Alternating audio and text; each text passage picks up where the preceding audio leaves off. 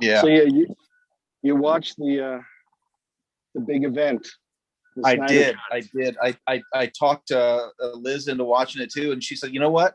She's like, Wow. she's not a huge Superman. She liked Wonder Woman and she likes Shazam, but she hates Ben Affleck for just whatever reason. She does not like Ben Affleck, Yeah. and she sat there and watched the whole 4 hour thing, and she's like, "I love Wow. that." Wow. So yeah, I thought it took a movie that was, because the mother boxes went from being just like this random MacGuffin that it's like, why do we want these things? What are they? Who is this I guy know. that's after? Why is he after them? I don't get Yeah. what's his motivation. I don't understand. He's Yeah. angry because he looks Yeah. ugly. What's it? It actually made him sort of a sympathetic character and it gave you purpose on what these things were. I just thought it really tied it all together. That's it. I was gonna say, Zack Snyder, whether you like him or not, you got to separate the man from the art, and he's really trying to create the universe that's true to the whole DC, and he's obviously passionate about Superman and Batman. You can't say he's not. And I think Warner Brothers really decided, oh, we've got to keep up with Marvel. So we're not going to introduce them like they did in a smart way where it's actually coherent and connected throughout a 10-year period. We're not going to introduce characters, give them a backstory, and then we'll group them together in the big gang scenario, the big Justice League. What we're going to do is just do Justice League, and you can go and force these characters in it. Oh, and by the way, can you get it in 2 hours? And then, Yeah. His stepdaughter committed suicide, and he left the project.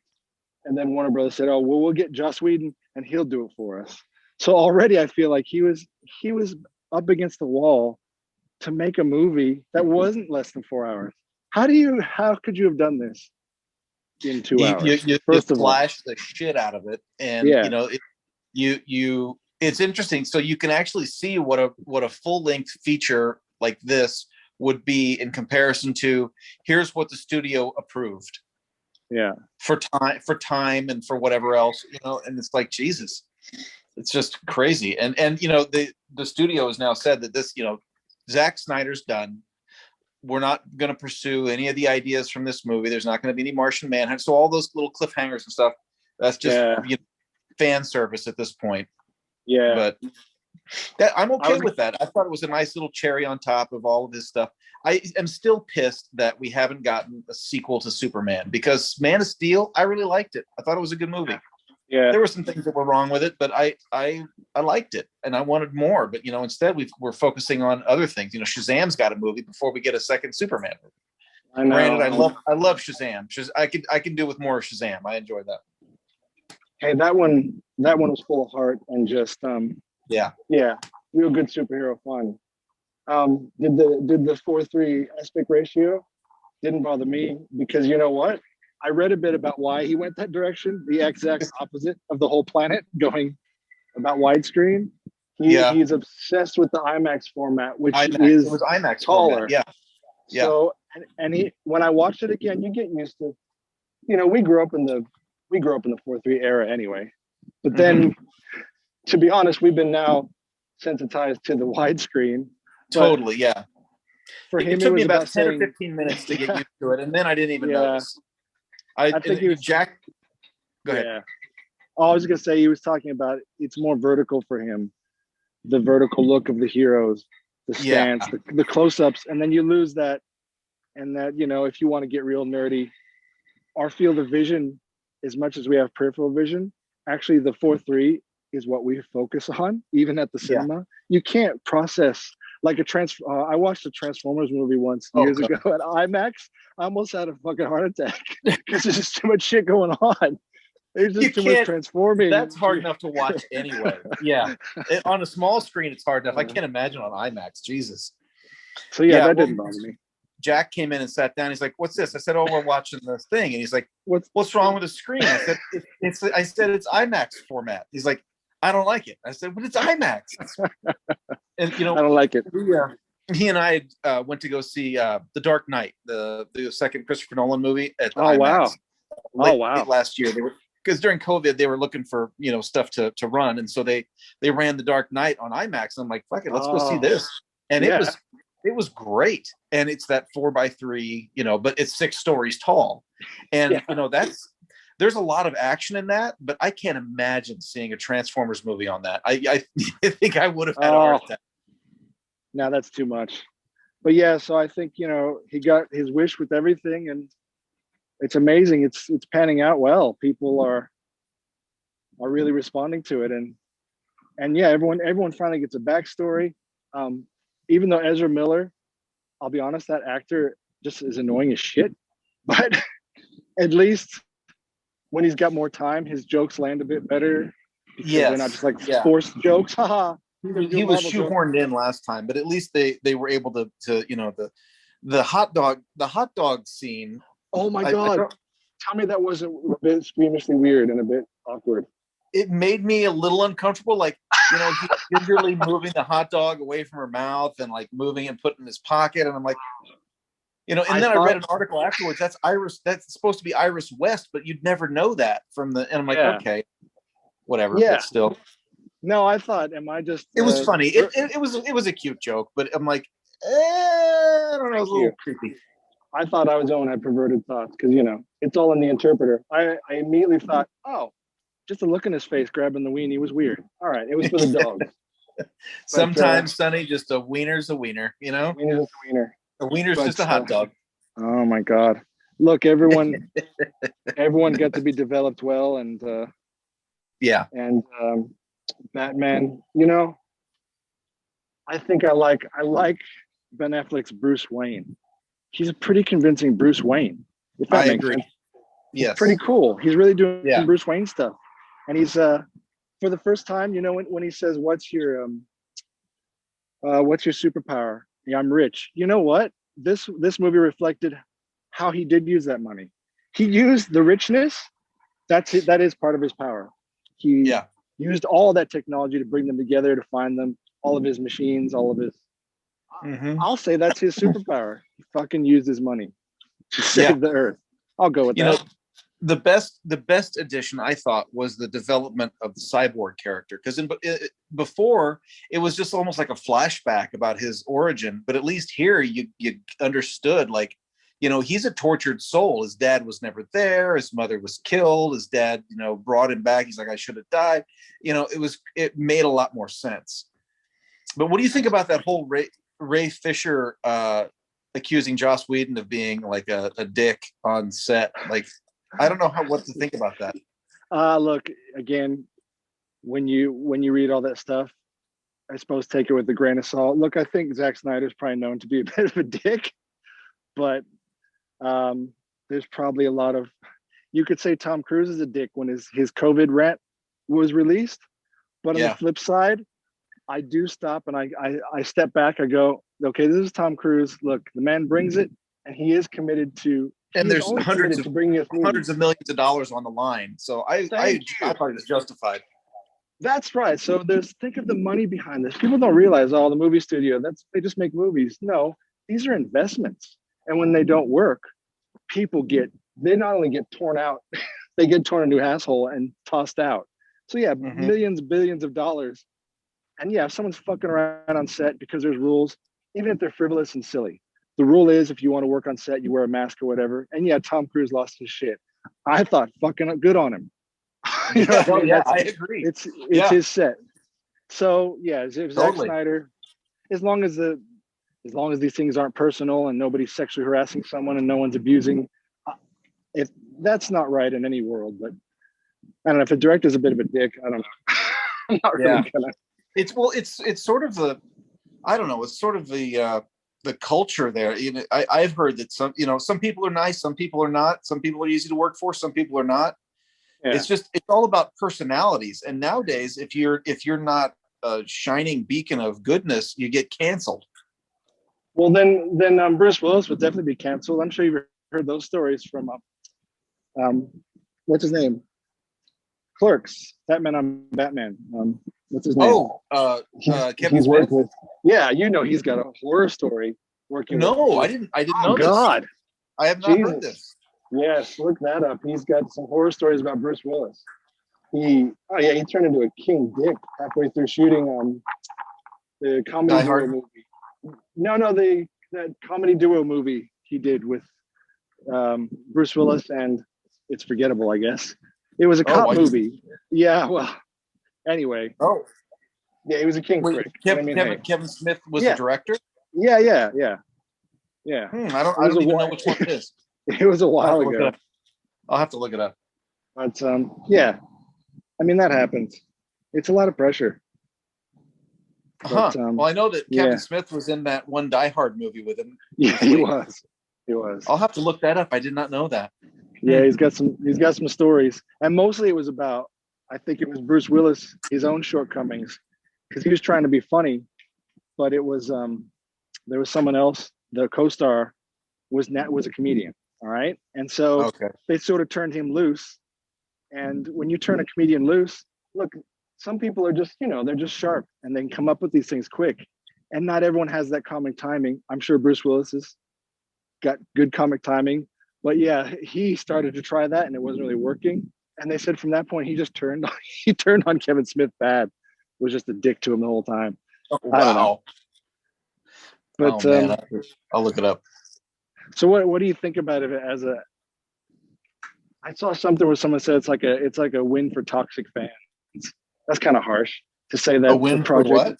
The Zack Snyder the cut was a win for toxic fans. Like the whole same with Star Wars, that we want what we want, and until you bring it, we're gonna fucking boycott you and make noise. I think it was a lot of things. I think it was that the opportunity was there to let him finish his movie. That a family tragedy didn't allow him to. And the movie studio also said, sure, let's align it with HBO Max. Hey, I don't care if they're thinking about the money part to bring us this piece of art. That's how I saw it. I didn't think it was and a the other toxic thing fan. Is they threw, what was it, $70 million at him to help him finish it or whatever. But, so much of it was already shot. He shoots so much and in a very methodical way. And, the movie was going to be 4 hours to begin with anyway. I read an article that said that he had several different versions. One was, 3 hours and 20 minutes. There's another one that's 2 hours and 58 minutes. One that's 2 hours and 22 minutes or whatever. So he's got all these different versions of the damn thing. And so, I think it was one of those, just like you said, a perfect storm of circumstances that allowed this to happen. And I don't think that it's the fans. Snyder was one of the ones that started the hashtag release the Snyder Cut. Yeah, him and Jason Momoa. That's one of the first ones I saw. Yeah. And so I think that you're right. It was the perfect thing for this, but I don't think we're going to see that in general, and like all the people that hate the Star Wars movies and stuff, that the new Star Wars movies were never going to be as successful as the others because so much time has passed. We've seen it all already. It's not as fresh and new as it was. And the hype is built up, and what we are expecting is never going to reach, what is released is never going to meet our expectations. And so, everybody's going to be pissed, well, Luke should have died, or Luke should have lived, or they should have brought back Darth Vader, or Leia should have done this and all this. And she should have died in that last movie. Well, shit, they didn't. This is what happened. It's just, I don't know. It's just, you can't make anybody, nobody's happy anymore. Nobody's happy. Remember, this one, I don't know if this helps the argument or not, but remember when the original Sonic trailers were coming out? Hang on, I don't mean to interrupt. What the fuck kind of car? What kind of car is that behind you? What is that ugly ass white fucking thing? What the hell is that? Are you kidding me? All right. What the I've fuck been here is a long that? time. So in Australia, remember El Caminos and Rancheros? Yes. So they call these utes trucks. Essentially, trucks are popular here too. But every single tradie or cool teenager kid has a ute. This is the Australia car. That thing? Yeah. Huh. But it's like a V8. It's all hotted up. No shit. Who makes that it? Holden. That's an Australian company. Holden, or Ford. okay. Yeah. Or Ford, really? Yeah. That's a hell of a thing. Interesting. There you go. Here's you learning something new. Yeah, look at that. Okay, so all right. It looks like a 1989 Low Pro. It's as if the Ranchero or the El Camino lived. Okay. You know what I mean? Yeah. How funny you spotted that. Well, you were walking. I'm like, what the fuck is that thing back there? Yeah. That's a classic ute that all the tradies drive. Okay, I didn't mean to interrupt you. You were saying something No, no, about that's Star right. Wars. That's cool. Hey, this is all about the amazing interaction of I technology. know, right? You're getting a tour of downtown Footscray, which is a bit shady, but yeah. um, yeah, no, I was gonna say the thing when Sonic came out, that Yeah, everyone yeah. said, "Oh fuck, Sonic looks like a fucking alien," and they rightfully said, "Yeah, you know what? All right, we'll rework it," and it worked out in their favor. But do you think that's sort of sad that when someone comes after you and goes, I don't like this, change it, and then now the fans are running the show? Like I said, it's a fine line. It is. Yeah, on that one, I felt I was like, hey, cool, Sonic, but I feel like Come on, you're a Sonic fan. right. We played Sonic. He didn't look We like played Sonic. Sonic. It's a He looked fine like line a because there's what Sonic looks like, and Yeah. then it's like you don't have to change it just to change it. As in the art department, you don't have to make it your own and make it look different. I mean, they totally changed the way the dude looks, and I'm like, it looks kind of weird. So on that one, I agree a little bit. Like, yeah. I think a lot of times these art departments will come in and you have something the way, here's what it looks like in the video game, but okay, Yeah. well, we're going to change it for the movie because it's got to be dark and it's got to be this or different and sleek, or, I'm going to put my own flavor on it. And Yeah, sometimes you don't need to do that. And I think you're right. In this case, it worked out for him, but it's a slippery slope. You've got input from fandom, and how much are we going to allow? I think I'm going to be that cranky fan though who talks about like canon, and the problem is once you do establish something, you don't have a lot of leeway to fuck with it until people are going to get shitty with you. That includes what we're talking about here: comics, DC Comics, Marvel Comics. They are drawn by many different artists through the years. Every Batman, every decade, right, has a different, and that's fantastic. And I hope they explore them all. But that includes Superman too. They don't like the black suit. I do feel like they should have explained, and it's only because I looked it up. The black suit is actually some healing suit. Because remember, he was in his wardrobe on the ship. Yeah. So he chose the black one. Apparently, that's like a healing suit. That might have been a little helpful, so that people didn't just think, "Oh, they just want to make him look cool." Well, fucking, he did look cool, but that would have been. I didn't know that. I wondered. Yeah. But I mean, well, did you catch the Easter egg at the end? Okay, so the Batman versus Superman movie was based on The Dark Knight Returns by Frank Miller from the late 80s, that comic book. And at the end of the Snyder Cut, there's a shot of Batman standing on top of that tank. There's what's with the bat tank? Yeah, that was from that comic book. I was like, oh, holy shit, that's from the comic. It's just a throwaway visual. Like, I think it was just a nod to the fans. Like, hey, look, remember that comic book? Here's the tank from it. I think that was it, but it was kind of cool. I thought that was neat, but it looked just like the comic book one. Yeah, I also really liked. I like Warrior Wonder Woman, and again, everyone argues about all the woke shit in the world, and it's not about that. A good character is a good character, whether they're black or white, female, an animal. The good character is a good character. And Wonder Woman, just like Cara Dune in Star Wars, now gone, men and females, toxic males, they all love a good character. People love Wonder Woman. I didn't like 1984. I'm sorry. I didn't like Wonder Woman 1984. It was just silly ass shit. Wonder Woman is kind of a Joel Schumacher thing almost. But yeah, it's cool to see Wonder Woman doing the beginning, that scene alone. I'd love to rewatch that when she's in the saving the kids in the museum or whatever.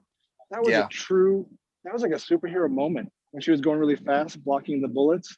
Absolutely. That was art, like full on comic art on the screen. So even stuff like that, how could they have cut that? I love that. Yeah, I liked the Wonder Woman 1984. It was. I wish that it had been gone a different direction with the bad guy and like the MacGuffin of the the supernatural thing. Yeah. The genie. It was basically a genie. I'm like, okay, I didn't really like that. There were elements that I liked. There were elements that I didn't like. The cheetah thing, I was like, you want to be an apex predator? What? I don't get that. I know. They just wanted a girl fight. girl fight, Yeah. cheetah fight. Yeah. But Invisible jet. Oh wait, I forgot that I had this power to block things and make them invisible. What the hell? Yeah. I get it. It's the invisible that was- jet. Where did that come from? I'm too tall. Yeah. And I'm glad I like the Chris Pine interaction and his, adapting to the 80s and stuff. That was funny. But is everyone parachuting? What's that? Is everyone parachuting? Parachute fans. Yeah, totally. It was middling for me. It was kind of in the middle. I enjoyed it. I'd give it maybe a 6. But you mentioned Cara Dune earlier, and I'm really pissed about that because I liked the character on the show. It was a good, strong character to show my daughter.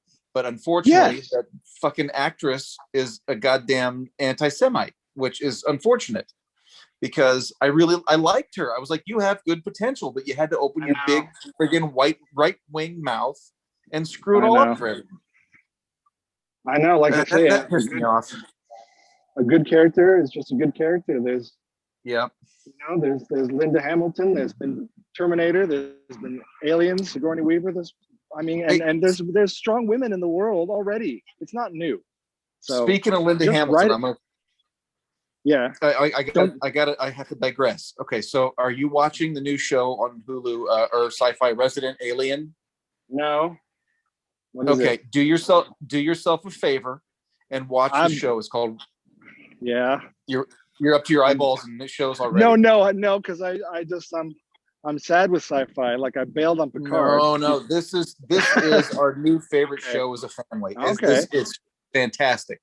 It's Alan Tudyk. He's the character actor. He was in Firefly. He played Washburn, the pilot in Firefly. Yes. He does the motion capture for K2SO in Rogue One. He does the motion capture for Sonny the robot in iRobot. That actor. Yeah. Okay, so he's the main character in this show, and he's an alien that's on Earth to do a mission, gets stranded on Earth, and somehow becomes the town doctor for this little small town in Colorado. So he's a resident alien. It's a funny play on words, and it's funny as shit. Okay. It's a sci-fi comedy, and with a little bit of drama in it, but it's fucking great. And it's got like real world characters in it. Like the people are more real. It's not like these beautiful actresses and actors and stuff. There's like one of the main actors. She's a little hippie, kind of like she got kind of a big ass, and she's real pretty, and she's Native American, and it goes into Native American stuff, and him adapting to life on Earth. How he learns English is he watches old VCR tapes of Law and Order. So just and I mentioned Linda Hamilton because did I lose you? Oops. Oh, okay, sorry. Linda Hamilton is making a cameo on the show. She's in like the sixth. She started in like the 5th or 6th episode, and so she's in this show now as a military person. But do yourself a favor, watch the first episode. If you hate it, don't watch it. But if you like it, I personally we're invested. It comes on every Wednesday night, and we sit down and we watch it as close to live as we can. Like we're treating it like the Thursday night Cosby Show when it used to come on. It's quick, get in here. Oh God! We wait. You're not allowed to say Cosby. I know. I gotta look around. No one heard. You can't say Cosby Show, man. Jesus Christ! They're gonna come and beat you up. Yeah. I'm feeling a bit rapey. What the hell? No. I'm sorry. Yeah. All right. But the must see TV Thursday night kind of thing is what I meant. But so it's called Resident Alien. Check it out. I think you'd enjoy it. All right. It's got a little something for everybody, but it's funny. Well, I love it's a sci-fi produced show from the Sci-Fi Channel, but Hulu will run it. You got to sit through commercials on it though. It doesn't stream with no commercials. That's right. Hey, Sci-Fi has done some great shit over the years. Well, they used to. They used to. Did you watch The Expanse? I watched the first. It was gritty kind of. Yeah. Right. I liked the first 3 seasons, but then it kind of I lost track of who was running it and where it was, and it's on. Jack wants to watch it, so I was like, all right, I'll watch that with you. And one of the guys that I communicate with on Instagram he's a set decorator on that show. Oh yeah. And so I follow him, and he does stuff. He never really shows any of this. He can't because of NDAs and stuff. But Yeah. it's cool. Have you seen it? I've started, and I like its grittiness, but yeah, it's got to be a balance, like Firefly. Look, when I first watched Firefly, and again, it's probably best that it was one season because then no one had time to let it be bad or tear it apart. Everything that goes too long, you know, I can't say that for Star Trek. Star Trek, like the Next Generation, that was more at the start, finding its feet. Then it got fucking awesome, and then they probably got out when it was good. But Firefly could have gone downhill. So I'm happy it just lives in legend status. But it was a good mix. It was that good mix of, like, we used to call them junk spaceships, like Star Wars. It's all about repairing your ship and a good crew so yeah, I like that. That's what The Expanse looked like to me, but I don't know. We'll see. It is kind of like that, I think. Did you ever follow up with Discovery? Did you ever watch that season 2 or whatever? I love you, and I'm going to take your advice, but no, I haven't yet. But season 3 actually, I abandoned it, but I'll revisit it. For me, season 3 has actually been their best season. Because I don't know if it's much of a spoiler for you or anything, but I mean, it's all right. The crew gets catapulted 900 years in the future from where they start out, and so it's like all this amazing technology and shit, and it's they're flying around and thing. It's actually pretty fun. I like season 3. Right. It's both season 2 and season 3 are better than season 1, despite the main character. Opinion. The main character gives me the shits, and it's just the way that she's written. Again, it seems like you can't knock a character that's But anyway, you know what I mean. I just don't like the character. Other characters get more screen time than her. Yeah. They spent a lot of time on her in the first season. And I think that was it's to the detriment of that show. But there's more interest in other characters moving forward. That's all right, because they're writing her as a Mary Sue, and nobody likes that. Honestly, you know what I mean. No one likes someone who's just automatically good at stuff. We don't get that. I don't get that. Luke still sucked at shit, even in Empire Strikes Back and Return of the Jedi. I mean, he was never perfect. Yeah, and he tried to work at being good. Oh, hello. But well, these are the things you get down the rabbit hole when you start talking about all the things. This is. I want to show you. See this is my little list. It's double-sided. These are all the sci-fi shows and shit that I want to watch, and I scratch them off when I get done with them. Like I got Jesus. Let's see, we got Schitt's Creek on here. I want to see that. Preacher. Oh yeah. Westworld, The Expanse, The Man in the High Castle, Lovecraft Country. Raised by Wolves looks interesting. You haven't started that? You'll like that. Yeah. You'll like that. Interesting. Lost in Space. Jack and I have been watching For All Mankind on Apple TV. That is a great show. For All Mankind. Are you familiar with that one? No. It's like Lost in Space. Yeah, it's a good one. For All Mankind's really cool. It's an alternate history where the Russians landed on the moon first. And so America has been playing catch up. And so instead of the Apollo missions getting canceled, they're up to like Apollo 47 now, and they're they've got a moon base, and it's in the 80s, and they've got a big colony there now, and it's like a big thing. It's really cool. It's on Apple TV. I got the Walking Dead. I haven't watched that for a couple seasons. I kind of gave up on that one. Tales from the Loop is pretty cool. I like that one on Amazon. Amazing Stories. They started the new Amazing Stories on Apple TV again. We watched a couple of those. Kidding me? No. Wow. Amazing Stories. I used to hang out for those because I knew it'd be like a mini movie. You know what I mean? Because they put the directors and the production into it. Yeah. So it was like anything in our generation, I think, when there was like a movie on TV was awesome. Or that that was Star Trek. Yeah. Totally. Yeah. Well, Amazing Stories is actually wow. We watched the first couple. They're okay, but it's cool because it's got the same theme music. Oh, that's funny. Let's see. Sex, Love, and Robots, Altered Carbon, and Black Mirror. I want to watch. I haven't seen either one of those. Black Mirror is supposed to be pretty good. Add Orphan Black to your list. I swear. Which one? Orphan Black.